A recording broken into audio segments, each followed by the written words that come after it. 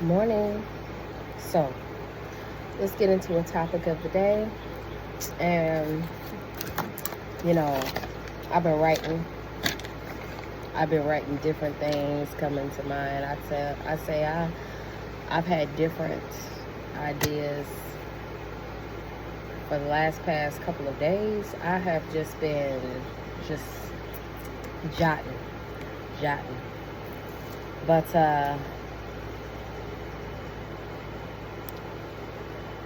let me just go ahead and start out. Let me be transparent. How I came to terms with accountability, and then I allowed peace in.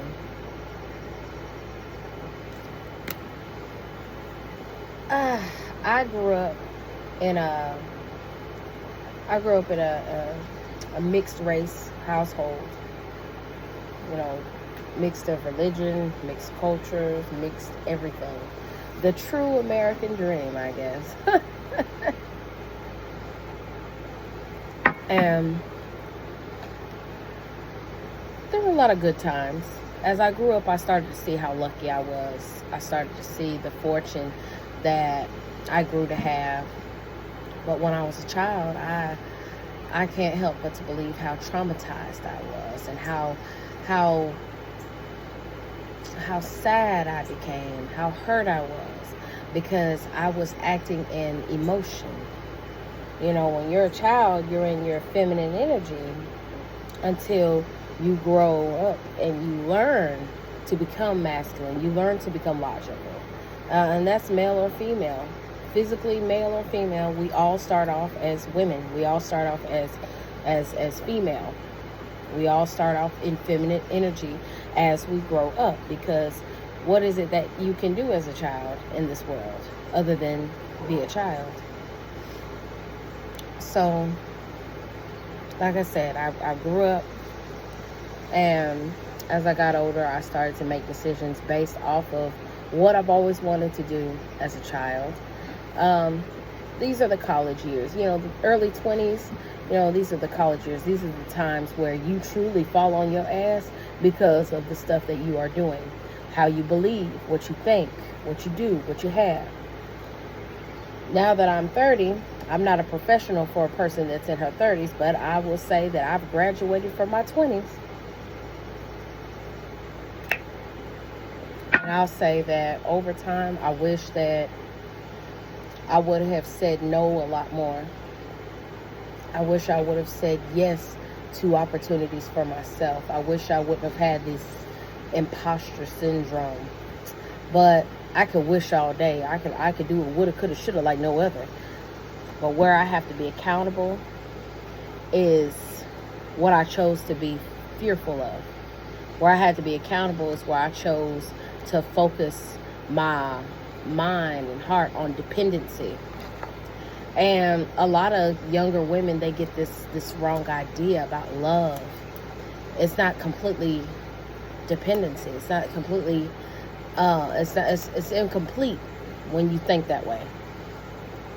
You got to come into a balance. And I'm not saying you got to be full-blown, aggressively independent. But I will say that when it comes to you and yourself and how to believe and how to think and how to continue in this world in a balanced energy, whether you are more feminine than masculine or you're more masculine than you are feminine, but there's still some kind of balance that works for you. There's still some form of an alignment that works for you. And I had to realize that, being hyper independent wasn't exactly being accountable for myself, because I was neglecting myself in some way, shape, or form. This was my belief system. This was the way I nurtured my body. This was me going into overdrive and overactive mode until points where it's like, okay, I'm doing all this, and then I come to a phase or a season where I become desperate in a way. Where it's like, oh, I want company, I need company. Or I have this trigger that says I'm lonely. And I had to get rid of that. I had to get rid of those actions, because what it does is it continued to hinder me in some way, shape, or form. Was I really lonely during those times, or was I putting myself in an act that was I putting myself in an act that progressed into a lifestyle of neglect of self. And when you neglect yourself, it puts you in a space where, you fully become dependent on the people that decide to come in. Whether it's a friendship or a lover or both. And it becomes very unfair to that partner, to where you can cause triggers and traumatizations that you don't want, that you're not even thinking about. You're just acting in survival. A couple years ago, I was 28. I was 28. Separated, on our way to officially divorce, trying to get my life together, trying to figure it out. I'm gonna have to get my belt for him. Hold on. Anyway, back to it. He just needed a little talking to. But anyway, I had found a relationship. I had gotten into a relationship all while knowing damn well that I need to be spiritually accountable over myself. You don't want to invite certain karmas into you.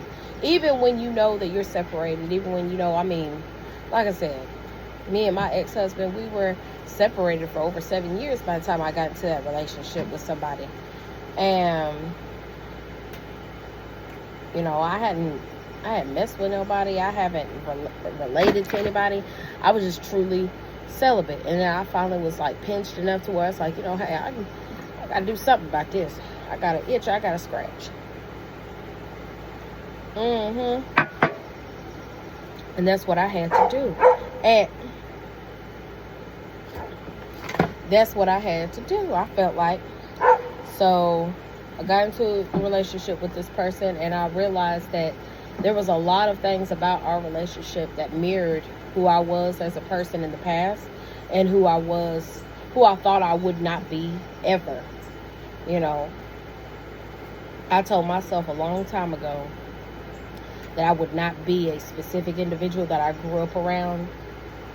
I love this individual, I love this person, but I refused to be that person because I didn't want to suffer like this person has suffered. With the way they love, with how they dealt with things. I couldn't see myself doing it. I didn't want to see myself doing it.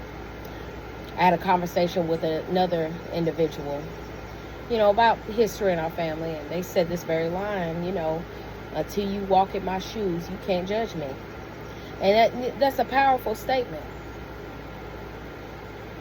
Fast forward, I get into this relationship with this man, and I went through everything that I said and I promised myself I would not.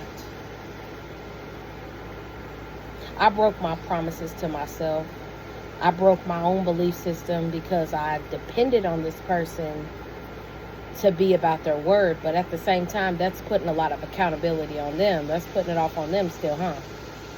I had to realize that I knew what I was doing. And I knew deep down there was something missing, but I kept trying to see it through. When my spirit, was showing me everything I needed to know about the situation. Skeletons just kept coming out of the closet on this person. Conversations continued to be had about insecurities. When I walked into the situation, I was honest about my marriage situation. And I told this person what it was, and they still continue to mess with me, and I still continue to mess with them. But after the fact, I realized that either way it goes, it was wrong and it was in vain. The relationship was in vain. And two, I believe that because of this situation, they seen it as a temporary thing anyway. But I digress. When it comes to me, everything that I said I was not going to do, I did.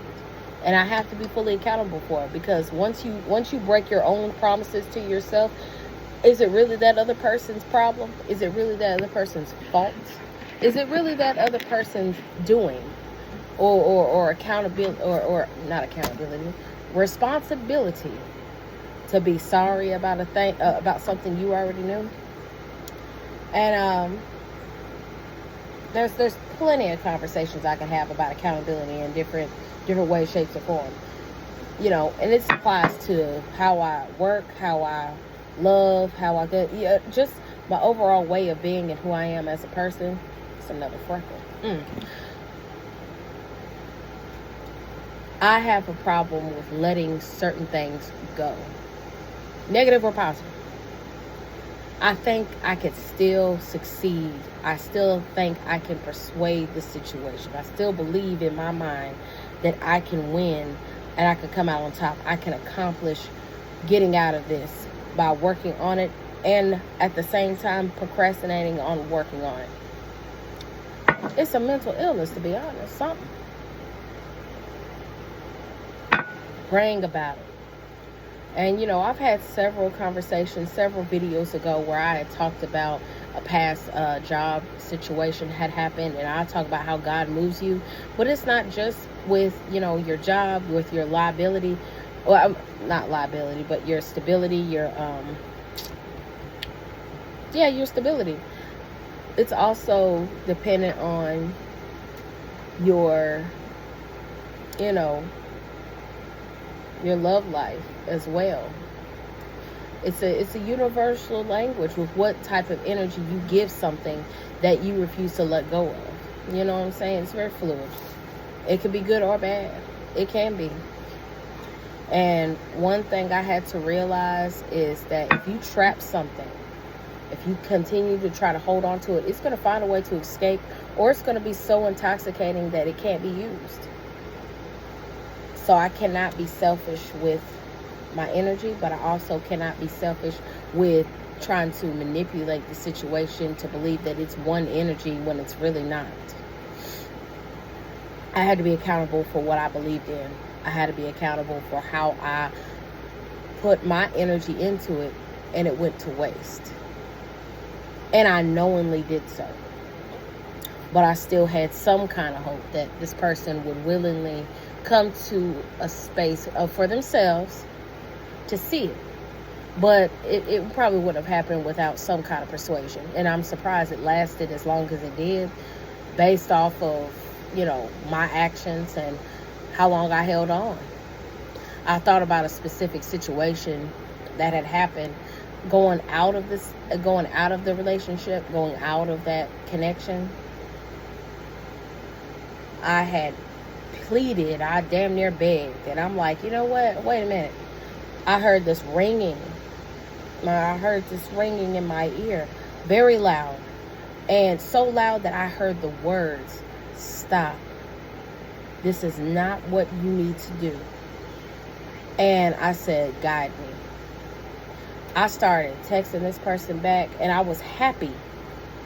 That's how crazy it was. When I started to release, I started to let go of control, and I started to be accountable. Like, hey, I know this is probably what I don't need to be doing. I made a lot of sacrifices for this, and it just did not work out, because it wasn't the sacrifices this person wanted. This person wanted complete control over my decisions, my judgment, and me. And I allowed it, knowingly allowed it, thinking that I was feeding into some kind of dynamic. And that's a conversation about accountability, of you making a knowing decision, submitting to somebody that wants control, not submission. Those are two different things.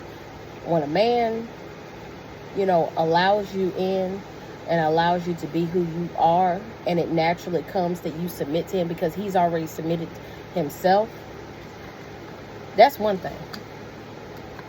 Some of these men say they want submission. They don't want submission. They want control. And that's a fact, baby. That's a fact. But anyway, like I said, going back into the conversation that I was having with my higher self, going back where I had to align with God at this point, I felt the release. I felt the breakage in me, because it was, it was a lot of pressure. It was a lot involved. And I told myself that I don't know what I'm going to do. And Spirit said, I'm going to be fine. And I'm telling you, this act of faith, this act of God that have happened with me was phenomenal. It was phenomenal. It's like I've never experienced. It's something that is almost like I've never experienced. And I tell you, when it went down, I was behind, I say 2-3 months of my car payment. Usually after that, they tell you shit. Never happened. In fact, they didn't call me until like when I officially started my job. And it was almost like this was the right time. And at the time, the job that I had, I mean, they paid weekly. So I was able to get caught up very fast. Until I got to a point to where I was able to, get back to the job I have now with better benefits, better pay, better all that. But back to it. When I was releasing, when my spirit told me you're not supposed to do this. It's done. When I done that, everything shifted. My energy shifted. That doesn't say that you're not hurt. Because there's different aspects to this. You still can grieve. You still can hurt. You still can be emotional. But when your logic comes in, when it's like you're allowing and you're abiding by your spirit, it does make it better. It doesn't make it go away. It makes it better. You're going to stumble. You're going to fall. You're going to want to look back. You're going to want to have that rear view mirror wonder what they got going on. But that doesn't take away from, what you decided to do from the get. And so I took accountability and I said, I know it's going to be a long, hard road because at the end of the day, this situation was almost like it's a spiritual connection. And I do feel like it was, what are them relationships called? Not twin flame. It was, man, I gotta figure it out. Hold on. It was soul tie. I had to write it down. I'm like, hold on. Anyway, we had a soul tie. Now everything is breaking because certain things are happening on his side that I feel. But baby, taking accountability and moving forward and breaking away from that, it is going to be hard. It is going to be hard. But I have had more peace breaking away than I ever had with him. Because I mean, I never had any peace with this person. I never had anything real with this person. I never had any real, outside of the manipulation and forcing myself to feel certain things later on. Like in the beginning of the cupcake phase, everything was good. We had a little family. He had his daughter. I was like, okay, that's our family. That's us. That's my child too. Da da da.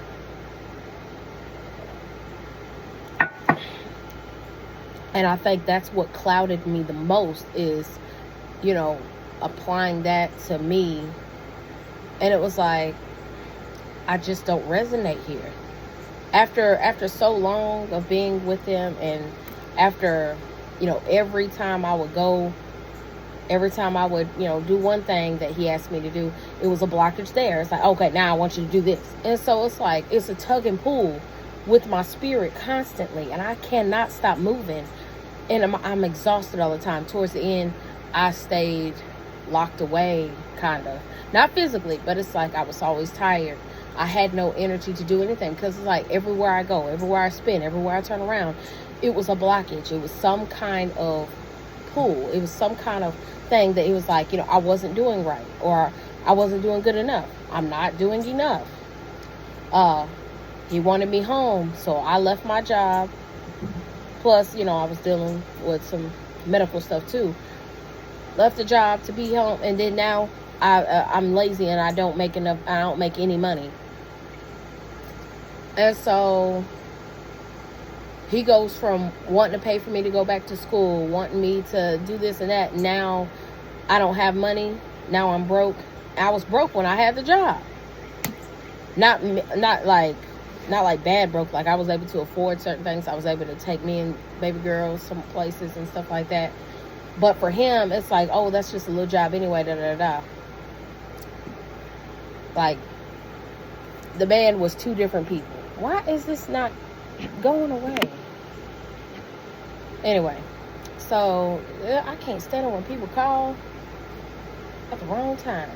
Anyway, back to it. So it's like I had to realize that I was allowing this to happen, and I had to take accountability for it, and I had to go through my judgment season for it.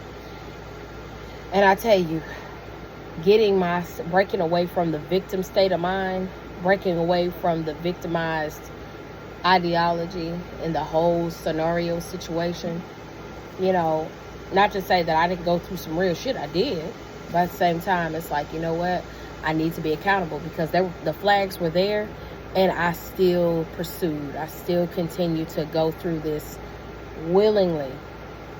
You know, all he had was words. He didn't have a gun to my head.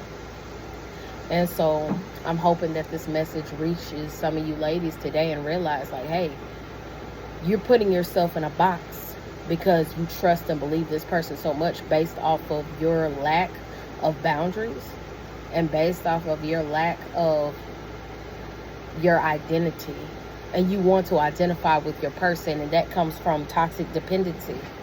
And hell, if that's even a term. But anyway, you depend on a person so much that it intoxicates yourself. It puts you in a bad space.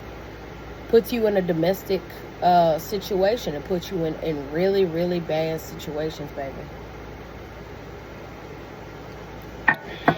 You ain't got to go home, but you can't stay here. That's the thing. That's what Spirit is saying. But once I left, I was not at peace until I got myself together when it came to, you know, one morning. I remember one morning I was headed to work, about to head to work. I was still watching the kids and everything. And my dad was, he gave me money for my tiny house because I didn't have a job. I was living with the man at the time, and I was, you know, we had so many plans. I was giving up my tiny house. I was, you know, gave up the car payment because he said he was going to pay for it. None of that happened. But Daddy gave me a little money for my house payment. And the tow truck came for my car that morning. And I still had the money on me. Luckily, I still had the money on me. Well, I pleaded with the person. All while my babies in the back was asleep. My nieces and my nephews. My babies were asleep. And the man, he talked to me. He said, look, I'm gonna see what I can do for you. And I said, okay. And I was just listening to this positive spirit that's been guiding me through this situation. And they took the money. They gave me a receipt. I was able to keep my car one more day.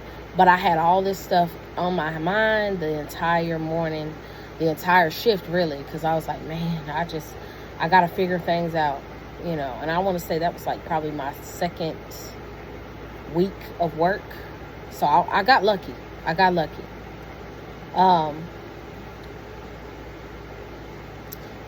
But I will say that as far as me and the situation, as far as what I had went through with this specific thing, my peace came from my foundation, which is my family, immediate family, my friends,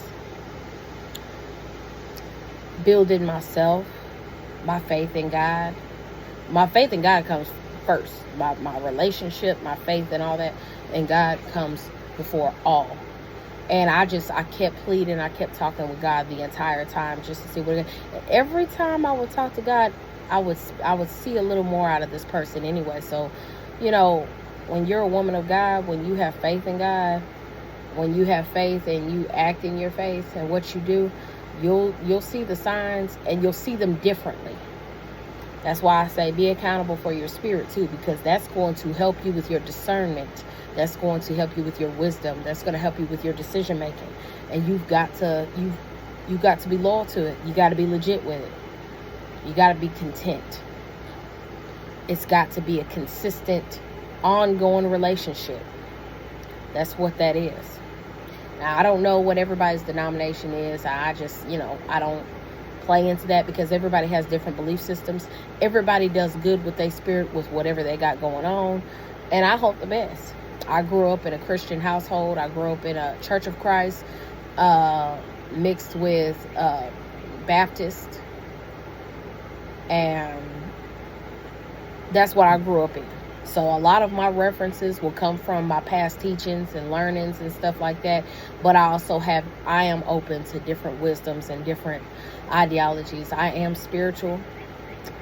And so I think it's very, very important for you to have a relationship with the divine, no matter what path and denomination you're on, as long as you realize and recognize that there is only one.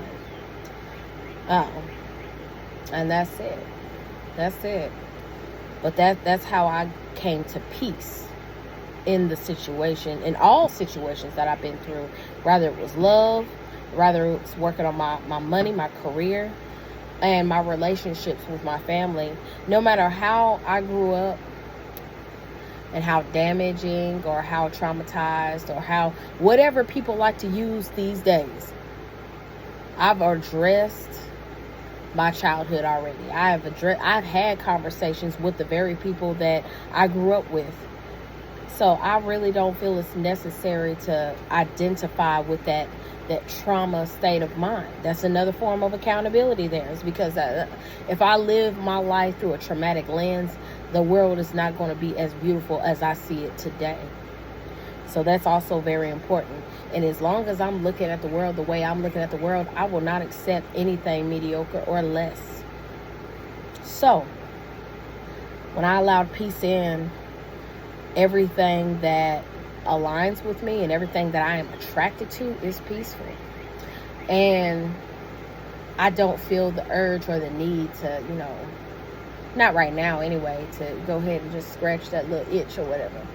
I did entertain a plaything a couple months ago, though. I will say that I did entertain a plaything a couple months ago, and I had recently had a conversation about, little flings, little playthings, little somethings and everything. But I there again, I'm not going to go down that road of breaking my own rules again, just for the sake of saying that, hey, I got somebody I can call on. I can talk to somebody. I can do this. If you put me at risk, or if you put me in a situation where I'm breaking my own promise, I might as well just not even talk to you. You know what I'm saying?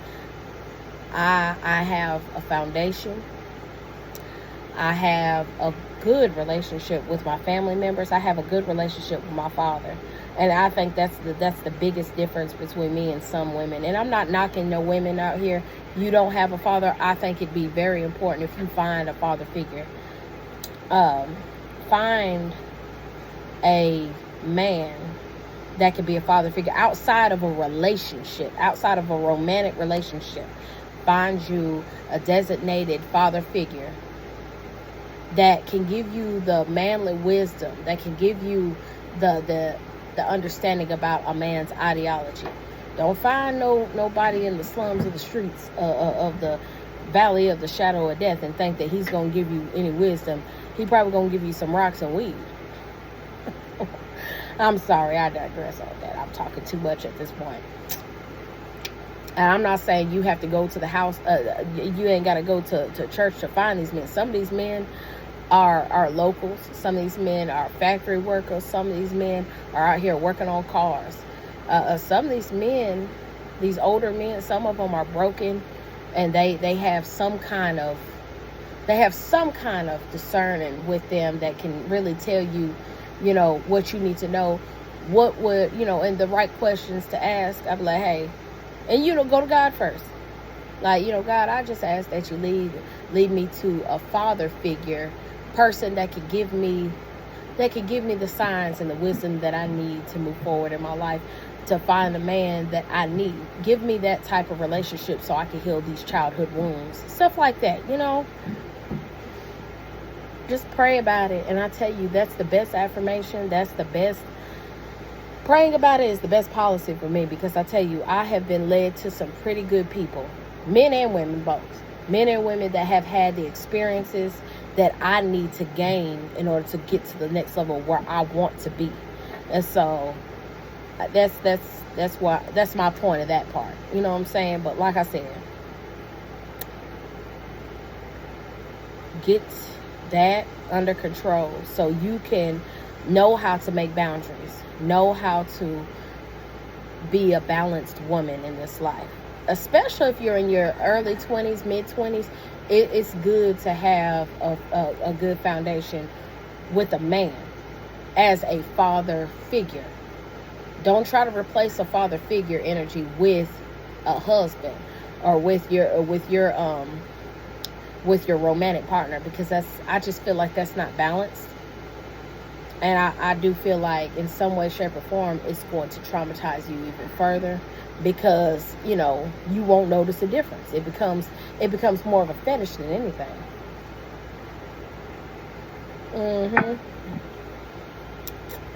I'll tell you, it's very important to have a father relationship, a father-daughter relationship, because that feeds into the discernment, your wisdom, your balance, your masculine balance, because everybody has masculine and feminine energy. It helps you understand the hustler state of mind, you know, especially if you got a good one that knows how to survive, that knows how to be sturdy in life. You know, looking at me, I'm trying this soft life thing, but, you know, there's sometimes I gotta get rough. You know, I broke all my nails this week, bitch. I broke all of them off, but I kept it going. I said, I'm gonna pop on a replacement and we're gonna go about it. Broke that the next day. But hey, I digress that. I'm still keep going. But those things used to matter to me, but they don't matter no more, because I know that it's all going to be good. And a man told me that, you know, it's all right because it's already all right. A man kept chanting that to me one day at my job, and I said, man, that's something good. I'm like, I wonder what that means. Just like this too shall pass. I've heard that from a man. I also seen this, you know, in many ways in the Bible and all that stuff. And I'm like, you know what? I need to hear these things. I need to see what a man looks like when he's patient. I need to see what a man looks like when he's kind. I need to see what a man looks like when he's working, after he works. You need to see these things so you can know what to look for in your man. You know? And so that's for somebody out there. But like I said, once you accept peace in and you don't do the back and forth, you don't do all that extra mess, that's a part of your accountability too. Being accountable for your energy inside of yourself matters. Because when you're in the household, your energy carries in the house. Okay? Because you're going to be the housekeeper. You're going to be the woman that cooks the food. You're going to be the one that do. Now, it could be 50-50. But your energy carries in the house. And he's going to be dependent on you to be aligned to take care of him. You're going to be dependent on him to do the same thing in his way. Now, just because y'all do 50-50, that don't mean you can't have certain traditions now. Don't get it twisted. Because you definitely can have traditions while doing 50-50. But like I said, not every household is the same. Not everything is you know, it is what it is. And so, I say the basic things for me, the major basic things for me is, I'm not going to argue with the man back and forth while he's at work, while I'm at work. I'm not doing it. Sorry, you just going to have to be mad via text, via call by yourself. I'm like, hey, have a good day. You just going to have to be mad. But you understand me. If you coming towards me, I'm not doing that heavy argument mess. I'm not doing that back and forth, okay? So, hey, argue with yourself.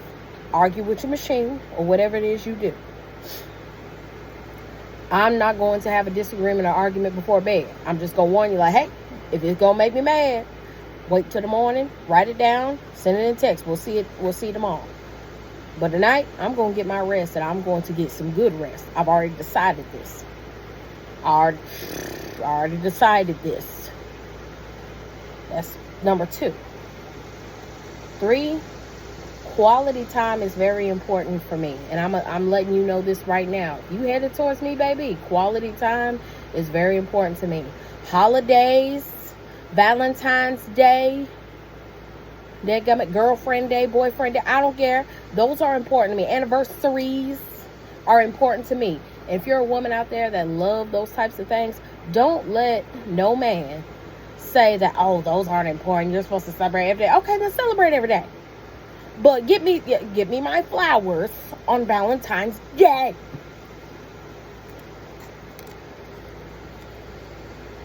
Another form of accountability is you being honest with yourself and not tearing down to impress somebody. Like, oh, I can live without that. Oh, it's okay. That's not compromise, really. That's you sacrificing more and more and more of yourself for this person's liking, and then it becomes boring. Who wants boring? Boring people? Basic bitches? That's who. I'm not basic. And I'm anything but boring, okay? I'm a Gemini. I'm two different bitches, okay? And we both like to have fun. So, Valentine's Day, Christmas, all that stuff is important, okay? Dollar Tree is affordable. Be creative.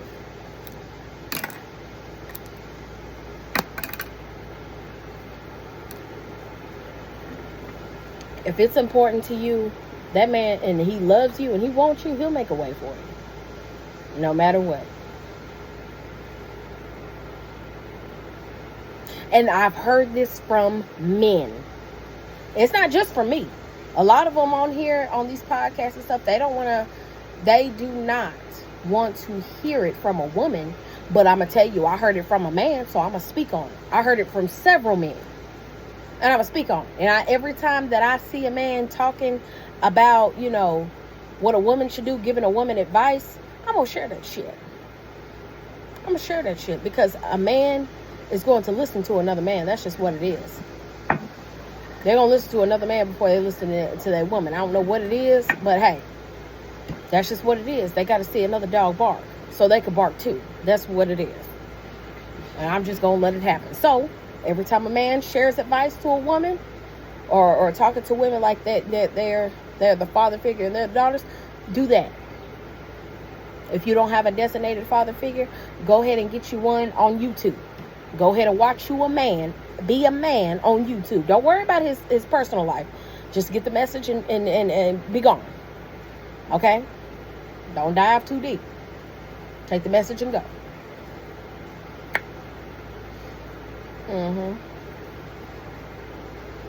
But on my final part of this conversation, I will have to say, when I allowed peace in, it changed my perspective of a lot of things and a lot of people.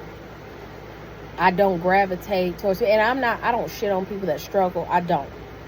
I just don't resonate with people that choose that lifestyle, because it is a choice. You choose to harbor. You choose to weigh down. And I'm not going to weigh down with you. I'm not going to keep giving you handouts and then you try to tear me down. No. You're going to have to meet me where I'm at, or, hey, it might be a next lifetime type thing. I'm going to succeed no matter where I'm at. I know that. So, and I hope you do too, baby. I hope you do too. Now, I've had a wonderful morning. I at least got one of my topics off this list taken care of. And it's been a while since I've posted my content.